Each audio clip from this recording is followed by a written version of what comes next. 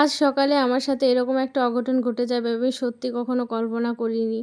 আজকে সকালে গাছ পরিষ্কার করতে এসে আমার সাথে এটা হয়ে গেল। কি হলো সেটা জানতে হলে পুরো ভিডিওটা দেখতে হবে। আর ভাই এদিকে গাছগুলোতে ভিটামিন তেল দিচ্ছিল আর এদিকে দিচ্ছিল সার। আর আজকে করছিল ক্লিন। মেন কথা কদিন ধরে আমার বাড়ির অবস্থা খুব খারাপ ছিল, তোমরা আগেও দেখেছো। তো টানা বৃষ্টির কারণে কিন্তু এইরকম অবস্থা ছিল, যে বৃষ্টিটা দুদিন ধরে একটু কমেছে, যেই কারণে ভাবলাম না এখন ক্লিন করা যেতেই পারে। যাই হোক, কেমন আছো তোমরা? আশা করি তোমরা খুব ভালো আছো, আমি জানি। আর আমিও কিন্তু তোমাদের ভালোবাসায় ভালো আছি। আর নতুন আর একটা ইন্টারেস্টিং ব্লগে তোমাদের স্বাগত। যাই হোক, চলো আজকে ভাই কি কি কাজ করে সবটাই তোমাদের সাথে তুলে ধরবো। প্রথমে ভাই এসে গাছগুলোকে কাটিং করছিল, তারপরে মাটিগুলো ওখানে পরিষ্কার করছিল। কেন বলো তো মাটি পরিষ্কার করতে হয়েছে? কারণ টানা কতদিন বৃষ্টি হয়েছে তোমরা সবাই জানো। আর টানা বৃষ্টির ফলে গাছগুলোর অবস্থা তো খুব খারাপ, সাথে মাটিগুলোর অবস্থাও খারাপ, তার সাথে টবগুলোর অবস্থাও খারাপ। দেখতে পাচ্ছ পুরো শ্যাওলা জমে গেছে। আর ভাইকে বলছিলাম এই গাছটা যখন দেখি না আমার মনটা ভরে ওঠে। কেন বলো তো? গাছটায় পুরো ফলে ভর্তি। এই গাছটার ফলগুলো দেখলে আমার আনন্দে মন ভরে ওঠে। তোমরা যারা বাগান ভালোবাসো, গাছপালা ভালোবাসো, তারা বুঝবে গাছে যখন ফুল ফল ধরে মনটা কতটা ভরে ওঠে আনন্দে। আর ভাইকে বলছিলাম আমরা গাছটাকে এদিকে আনতে, কারণ ওটাকেও কাটিং করতে হবে। অজস্র ডাল বেরিয়েছে, যেগুলোতে ফল হবে না সেগুলোতে কাটিং করতে হয়, নাহলে ফলগুলো যেগুলো হয়েছে সেগুলো খুব খারাপ হয়ে যায়। আর এদিকে সবেদা গাছেও কিন্তু প্রচুর ফল এসছে, সবেদা ধরেছে। তো মাকড়সে পুরো জর্জরিত ছিল, তো সেগুলোকেও ক্লিন করছিল। আর এই পাশটা যেহেতু ও পরিষ্কার করেনি, তো এই পাশটা আমি টবগুলোকে সরিয়ে দিচ্ছিলাম, কারণ দেখেছো মাটিগুলোতেও শ্যাওলা জমে গেছে।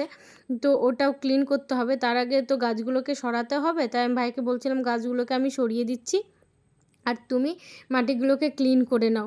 আমি তো তোমাদের আগেই বলেছি ও যখন আসে বেশিরভাগ কাজটা ওই করে, আমি খুব কম কাজ করি। তার মধ্যে আজকে প্রচণ্ড চাপে পড়ে গেছিলাম, কারণ ভাই আসলে 12টা-1টার দিকে আসে, আর আজকে চলে এসছে 8:30-9টার মধ্যে। আর আমার তখন ছিল রান্নার ধুম জোর। এদিকে রান্না করছি সকালের টিফিন, তারপরে আবার দুপুরের রান্না বসাতে হবে, আর ওই টাইমটাতে ভাই এসছে। তো সব মিলেমিশে একাকার, একবার রান্নাঘরে ছুটছি, একবার এখানে আসছি, একবার ভাইকে দেখছি কি করছে, আর একবার দৌড়ে গিয়ে নিজে ভাত করছি, সয়াবিন করছি। এ দুটো তো হয়েই গেছিলো, বাট লাস্টে একটা জিনিস ছিল, সবজিওয়ালা এসেছিলো অনেকটা লেট করেই। মেন কথা লেট করে না, উনি ঠিক টাইমেই আসে। আজকে আমরা কাজে লেগে পড়েছি অনেকটা আগে, ফার্স্ট। তো ওনার কাছ থেকে আমি থোড় নিয়েছিলাম, সেই থোড় ভাজাটা করব, সেটা একদম লাস্টে গিয়ে আমাকে করতে হয়েছিল, কারণ এখানে আমি কাজে লেগে পড়েছিলাম। আর এইদিকে দেখো আমরা গাছের ডালগুলোকে কাটিং করছে, তোমাদের বললাম না কাটিং করতে হবে, নাহলে গাছটা অবস্থা খারাপ হয়ে যাবে।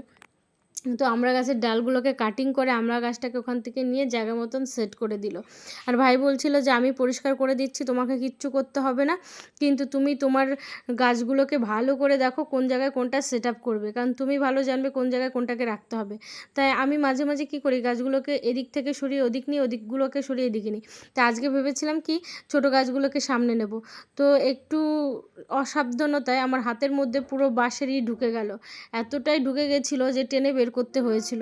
আমি ভাবতে পারিনি সিচুয়েশান এরকম হয়ে যাবে। তখন ভাই বলছিল যে বৌদি তোমাকে তো আমি বললাম তুমি কিছু করো না, তুমি কেন করতে গেলে? আর এদিকে দেখেছো রোদ্রে আমার মুখ পুরো লাল হয়ে গেছে। আর মাম্মাম কী করছে ওখানে? বক্স চালিয়ে নৃত্য করছে। আমরা কাজ করছি, বলছে মাম্মাম বক্স চালায় আমি নাচ করবো। আমি বললাম ঠিক আছে করো। তারপরে ভাই যত নোংরাগুলো ছিল সেগুলো সব ওই পেছনের দিকে ফেলতে গেছিলো, যেহেতু আমাদের বাড়ির সামনে কোনো নোংরা ফেলা হয় না, পেছনের দিকটা ফেলা হয়। আর ভাই বলছিল যে তোমাকে যেতে হবে না, তুমি তো হাতে লাগিয়ে ফেলেছো, তোমায় বললাম করো না, তুমি তাও করতে গেলে, দেখলে তো লেগে গেল। তাই আমি বললাম ঠিক আছে আর করবো না। আর এদিকে বড়মশাই ফোন করেছিল, ওকেও দেখাচ্ছিলাম গাছ কী করছে। আর এদিকে দেখো এই গাছটাকেও কিন্তু কাটিং করছে, কারণ যত গাছ কাটিং করবে গাছগুলো তত সুন্দর করে ঝোপের মতন হবে, এত সুন্দর হবে না দেখতে, শেপ চলে আসে একটা। তারপরে সব একদম কমপ্লিট হয়ে গেছে। আর এখন দেখো বাগানটাকে দেখে মনে হচ্ছে মন ভরে যাচ্ছে, দেখবো যখন ক্লিন হয় তাকিয়ে থাকতে ইচ্ছে করে। আমি তো আজকে সারাদিন বোধহয় দেখবো কেমন লাগছে দেখতে। আমি যখন ক্লিন করি সারাদিন দেখতে থাকি কেমন লাগছে। তারপরে ভাই সার দিয়ে দিল, তারপর আমি উঠোনটাকে পরিষ্কার করে দিলাম, যেহেতু ভাই তেল দেবে। আর একটু পরপর এসেই আমি গাছগুলোকে দেখছি আর বলছি কি দেখো একটু মানুষের মতন হয়েছে, এতদিন পুরো জঙ্গল টাইপের ছিল, আজকে একটু মানুষ মনে হচ্ছে। বলছে তাই? আমাকে হ্যাঁ। তখন ভাইকে বলছি তুমি বলো আমার গাছপালা কখনো এরকম থাকে? এবার টানা বৃষ্টির জোরে আমি না পেরেছি নিচে নেমে ক্লিন করতে, না পেরেছি তোমাকে ডাকতে। বলছে হ্যাঁ এই বৃষ্টির জন্য তো এসেও কোনো লাভ হতো না। এই ওষুধগুলো দিতাম, লাস্টে আবার সেই বৃষ্টির জলে ধুয়ে যেত, কিছুই হতো না। ওই কারণে ভাইকেও ডাকা হয়নি আর আমারও ক্লিন করা হয়নি। আর আজকে ক্লিন করে আমি যে কতবার দেখেছি তোমাদের বলে বোঝাতে পারবো না। আমি সত্যি কথা বলছি, যারা যারা গাছ ভালোবাসো তারা বুঝবে আনন্দটা কতটা হয়। মন থেকে আনন্দ হয় আর মন ভরে যায় আনন্দে। অবশ্যই যারা গাছ ভালোবাসো একমাত্র তারাই বুঝবে। আমি জানি সবাই গাছ ভালোবাসো, তবুও তার মধ্যে অনেকে আছে যারা বাগান করতে ভালোবাসো, যাদের শখ হচ্ছে গাছ লাগানো। যেমন আমার প্রচণ্ড শখ গাছ লাগানো। আমি যতবার মেয়ের স্কুলে যাব ওখানেই তো উল্টো দিকে গাছের নার্সারি, ততবার গাছগুলো নিয়ে আসবো। যেই গাছটা দেখবো আমার চোখে পড়েছে সেটাই নিয়ে চলে আসি। এত ভালোবাসি আমি গাছ। তারপরে ভাই আশেপাশে যত গাছ ছিল সব গাছগুলোকেই দিচ্ছিলো। তো ভিডিওটা কিন্তু এই পর্যন্ত। যদি তোমাদের ভালো লেগে থাকে তাহলে লাইক করো, কমেন্ট করো আর শেয়ার করো। আর তোমরা যদি কৃষ্ণনগরের মধ্যে হয়ে থাকো, তা তোমরা যদি চাও ভাইকে দিয়ে কাজ করানোর জন্য, অবশ্যই আমাকে কমেন্টে বলো। আমি অবশ্যই ভাইয়ের কন্ট্যাক্ট নম্বরটা দিয়ে দেবো তোমাদের। অবশ্যই তোমরা যোগাযোগ করে নিও। ভাইয়ের কাজ সত্যিই খুব খুব ভালো। আর ভাই যখন কাজ করে বাড়িতে এসে একদম নিজের বাড়ির মতন কাজ করে, একদম নিট অ্যান্ড ক্লিন যাকে বলবো। তোমরা তো ওর কাজ দেখেছো, কাজ দেখে তো বুঝতেই পারছো। তারপরে ভাই যখন ওইদিকে কাজগুলোতে লেগে পড়লো আর আমি চলে এসেছি রুমে এসে বসে পড়েছি থোর কাটতে। আমি জানি ভাই কাজগুলো করতে করতে আমি থোরটা ভেজে নেব, তারপরে তো ভাইকে পেমেন্ট করতে হবে। ততক্ষণ আমি এই ভাজা পোড়ার দিকটা আর কি যাই রান্না করে, তখন আমি এই যে থোর কাটছিলাম।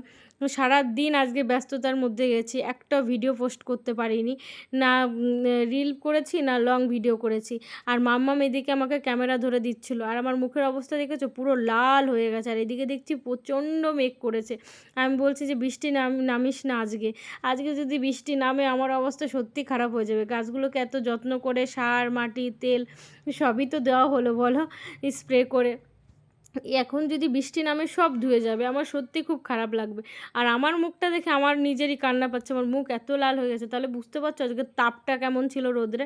আমি রোদ্রে সচরাচর বেরোই না, যখন বেরোই আমার মুখের দিকে তাকানো যায় না, কারণ আমার ডাস্ট অ্যালার্জি। তার মধ্যে রোদ্রে একটু গেলে মুখ লাল হয়ে যায়।